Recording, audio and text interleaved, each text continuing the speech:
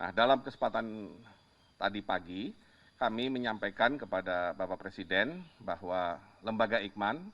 sudah memulai upaya pengembangan vaksin merah putih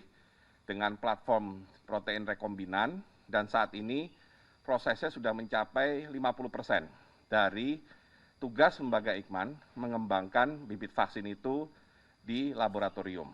di mana targetnya akhir tahun ini uji pada hewan sudah bisa diselesaikan sehingga awal tahun depan, sekitar bulan Januari, Lembaga Eijkman bisa menyerahkan bibit vaksin tersebut kepada PT Bio Farma untuk kemudian dilakukan formulasi, produksi dalam rangka uji klinis, baik uji klinis tahap 1, 2, dan 3, dan setelah uji klinis itu selesai, dan BPOM menyatakan bahwa vaksin ini aman untuk digunakan dan cocok untuk menjaga daya tahan tubuh terhadap COVID-19, maka akan dilakukan produksi dalam jumlah massal oleh PT Bio Farma juga. Nah, perkiraannya di triwulan keempat 2021 kita bisa memproduksi dalam jumlah besar dan nantinya akan melengkapi vaksin COVID-19 yang awalnya akan didatangkan dari kerjasama dengan pihak luar, terutama dengan Sinovac, China, dan dengan G42 yang berasal dari United Arab Emirates. Nah, harapannya tentunya proses vaksinasi nantinya bisa segera dikerjakan.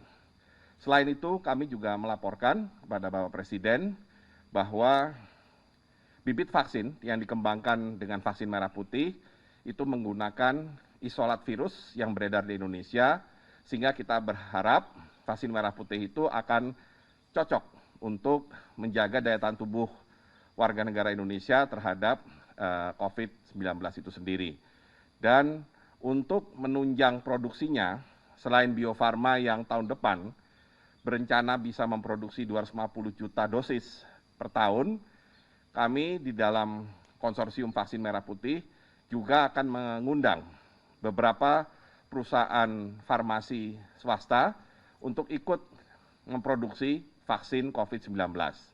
Sejauh ini sudah ada 3 perusahaan yang potensial, tetapi tentunya mereka harus segera mengurus izin ke BPOM untuk cara pembuatan vaksin yang baik. Demikian juga mereka harus menyiapkan line of production khusus untuk vaksin COVID-19 ini. Dengan tambahan dari swasta tersebut, kita harapkan Indonesia mempunyai kemandirian di dalam penyediaan dan pengembangan vaksin COVID-19 ini, dan yang harus diperhatikan juga dari penelitian di tahap awal, ada kemungkinan pemberian vaksin ini bisa lebih dari sekali untuk setiap individu. Jadi kalau penduduk kita itu sekitar 270 juta pada hari ini misalkan, maka yang harus divaksinasi nanti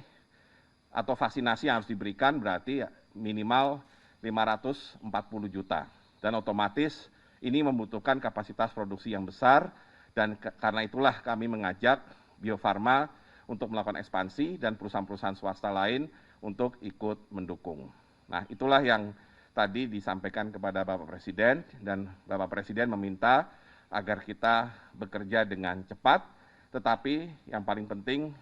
mengikuti segala prosedur karena vaksin itu tentunya harus aman, ya, tidak ada efek samping yang membahayakan, dan satu lagi tentunya vaksin itu diharapkan akan manjur atau berkhasiat untuk memperkuat daya tahan tubuh kita menghadapi virus COVID-19 yang kita tidak tahu akan berapa lama berada di dunia ini.